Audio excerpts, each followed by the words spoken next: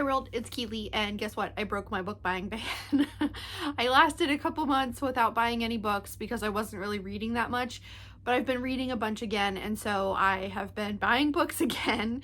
I recently finished reading the first 6 books of the Murderbot Diaries series by Martha Wells. That was a reread for me. It's one of my favorite series of all times. It's of all time. All times? Time. It's a science fiction series about Murderbot, who is a robot-human hybrid that was designed to protect humans when they go on different planets and do different exploration things, but Murderbot becomes sentient, and then you follow Murderbot as they are trying to develop relationships and kind of just exist, and it's one of the best series. It's so good. So I reread those books. I also am now rereading the other series by Anne Bishop, which is an urban fantasy series, and I am on book 3 of that one. That is Vision in Silver. The first book is written in red, then Murder of Crows. Now I'm on Vision in Silver, and I'm really enjoying it. Sorry if you can hear any background noise. My husband recently got a VR headset, and so he's playing a zombie game right now, and he keeps getting jump scared. But I wanted to talk to you guys about all of the books that I have purchased recently and kind of walk you through all of them because there's a lot. Start with the books that I have already read. So one of them that I read was Divergent Mind by Janara Narenberg. This is Thriving in a World That Wasn't Designed for You. This one is a nonfiction about what it's like living with a neurodivergent mind. So basically, the author decided, she's a journalist, and she decided that she wanted to do some research into neurodivergence and having diverse abilities and trying to figure out really what the research is saying. And she found that most of the research, at least according to this author, I haven't looked it up either, so I don't know, but she says that most of the research on autism and ADHD and things like that are primarily done on men and boys, and that leaves out a lot of people. And so she wrote this book to kind of talk more about the impacts that having a neurodivergent mind has on women. She also makes the caveat that while she's specifically saying men, women in this book, she is including transgender and non-binary. So even though she's saying women, it can apply to anyone that doesn't fit the stereotypical cisgendered male. And it was really interesting. I got this one because I was doing a post for work. We have these online kind of social media communities internally, and I was doing a post about having a neurodivergent mind and having complex PTSD and kind of what that looks like. And so I wanted some books as background knowledge to kind of support what I was saying, but I didn't end up actually using this one, even though I did end up enjoying it. This one focuses a lot more heavily on autism and ADHD, so if that's something that you're interested in, I would definitely recommend this one. Then I got a kid's book that I absolutely loved. I saw this when I was walking through Target one day doing a self-care trip, and I fell in love with it and decided to get it. And this one is Millie Fleur's Poison Garden by Christy Mandan. This one is incredible. It is a picture book, and it's about Millie Fleur, who is this little girl who moves into town, and she is a weirdo. She's not like all the other kids, and she sees that the town has gardens, like rose gardens, and she's like, well, I love plants, I want to have my own garden. So she makes a garden, but it's all poisonous plants, and the adults in the town don't like it and don't want to accept that this is who she is and what she likes. So she introduces all of her plants to the kids in her class, and they all fall in love with it and fall in love with her. And it's just a celebration of being a weirdo, and I was a weird little kid, and so I would have loved this book as a kid. As an adult, it definitely is like healing my soul to read books that have to do with kind of just being an outsider and being accepted. So this was lovely. And I have a couple graphic novels. I got this one, which is Things in the Basement by Ben Hotke. This one is also middle grade, and it is about this little boy named Milo who moves with his family to a new house, and his mom is taking care of his, I think it's a little sister, and one day one of the little sister's socks go missing in the basement where the laundry is, and Milo has to go in the basement to find the sock and ends up discovering that there is an entire universe living underneath their house with a bunch of different creatures. It's very Dungeons and Dragons-esque because there's a just the creatures that are down there are from Dungeons and Dragons, and I freaking loved this one. I absolutely loved the art style of it, and again, it's just one about a little kid going through something that's kind of scary, and anything that has to do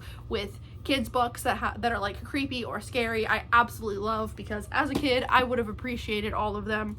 And the next one that I have then is this one, which is The Witch's Wings and Other Terrifying Tales by Taylor K. Magia, and this is an Are You Afraid of the Dark series. And this one is about this group of kids who have the Midnight Society, that's what they call it. And one day a new kid moves into town and shows up to the Midnight Society meeting, and at the Midnight Society the kids tell each other scary stories to determine whether or not you can join the group. And this new kid shows up and starts sharing their scary stories, and so the 3 stories in this book are the 3 stories that the new kid shares.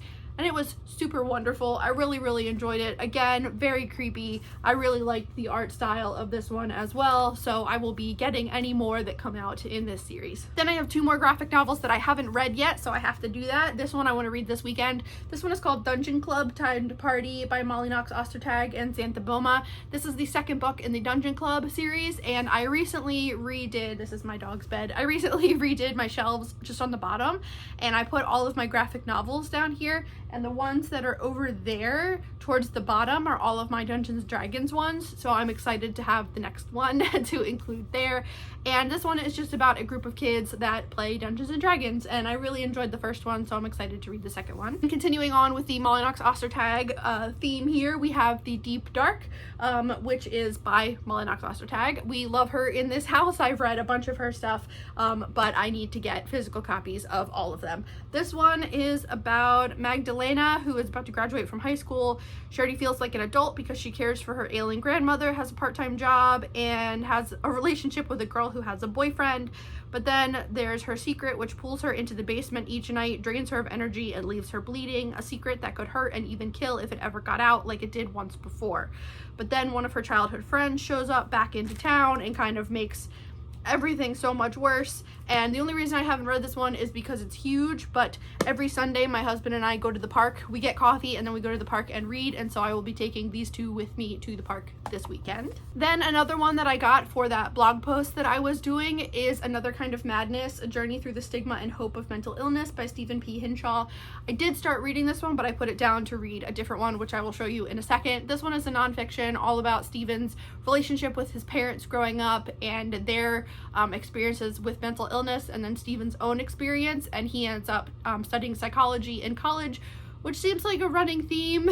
Whenever you hear about someone that grew up with a family that had mental illness, they end up studying psychology, and that is exactly what I did as well. So I really wanted to read this one because he mentions that one of his parents has bipolar disorder and one of my parents did have bipolar disorder, and so I'm very interested in reading this one. The one that I started reading and put that one down for is this one, which is The Hilarious World of Depression by John Moe.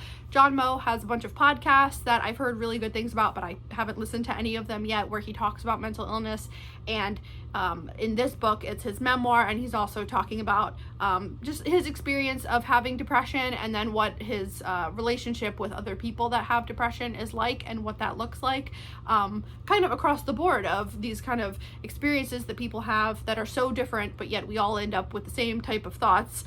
So it's really interesting so far. I'm already tabbing stuff off. I'm having a really good time reading this one, but I am going to take my time with it. This is not one that I want to rush through. I got another middle grade. This one is The Whisper Wicks, The Labyrinth of Lost and Found by Jordan Lees. I picked it up because of the cover. I thought it looked great, and it's purple, and purple's my favorite color.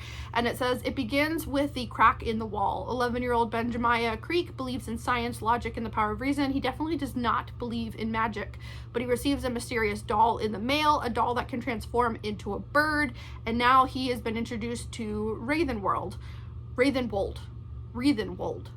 It's a dangerous place, and it holds many secrets with its labyrinthine walls where monsters lurk, hangmen stalk, and at the center of its shifting, unchartable street lives the Minotaur, a beastly creature who is an object of fear and terror. Again, another creepy one for kids. Also, this one is super floppy. Very excited for this one, and it says that it's book 1, so I don't know how many will be in the series. And I was super excited to find this one. I didn't realize it came out already. This one is Queen Bee by Juno Dawson. This one is the story of Anne Boleyn, Witch Queen, and this takes place in the universe with Her Majesty's Royal Coven. fan, and I have read the first 2 books that have come out in that series, and I actually want to reread them once I'm done with the other series because I enjoyed Her Majesty's Royal Coven so much. It's about witches, and this one I think it's a standalone in the series. I think it takes place before the events of the first 2 books, which are Her Majesty's Royal Coven and The Shadow Cabinet.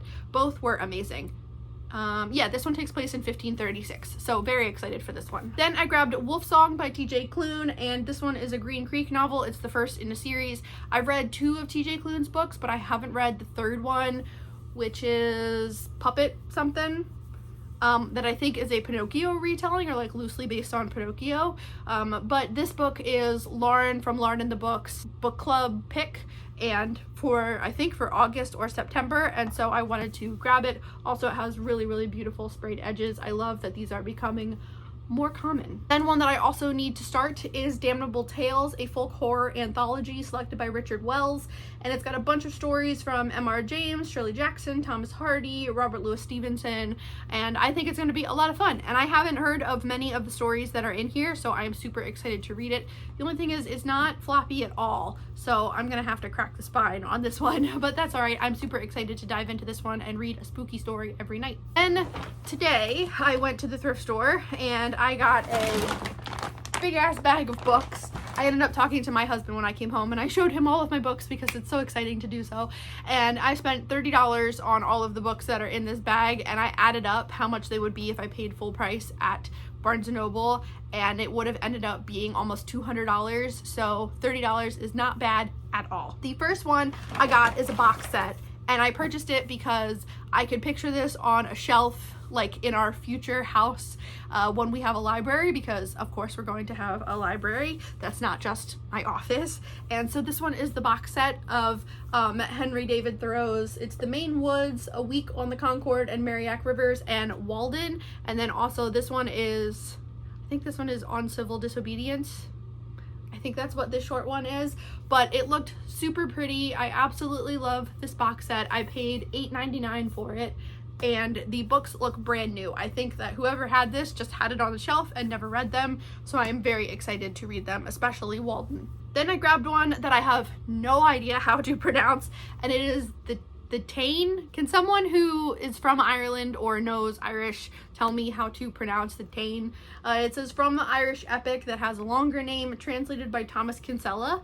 And I know absolutely nothing about this one, but I am very Irish and I want to read more Irish literature, so I was super excited that I found this one. Then one that I did have out from the library, but I didn't get to it before I had to take it back, is Birnam Wood by Eleanor Catton, and she wrote The Luminaries, and I have not read any of her other works, but I've heard really good things. I know a lot of people really love The Luminaries, and I believe that this one is about a rogue gardening collective, which just sounds super cool. I know that this one got a lot of buzz around award season, but I don't remember if it won any awards, but I just think it's going to be a lot of fun, so I decided to grab this one. Then we have one that I have already read, but me and my husband both really love it, so I wanted a physical copy, and that is The Crucible by Arthur Miller. I've had a copy of this in the past and got rid of it, but I definitely want to keep a copy now and put it with all of my witch books. This one takes place in Salem, and it's all about puritanical times and accusing people of witchcraft. That one is a play.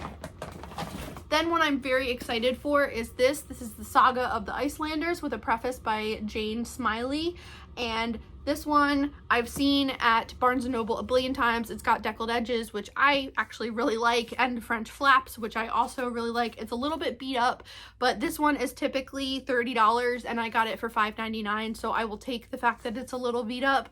But I'm very excited to dive into this one. I'm kind of in the mood for a huge epic right now. And then we only have 2 more books. I grabbed Cemetery Boys by Aidan Thomas. I don't know what this one is about at all, but I've heard really great things. I know it's a young adult book. And then the final one, and the one that I was most excited to find, is Demon Copperhead by Barbara Kingsolver, which is a David Copperfield retelling that came out and won a whole bunch of awards.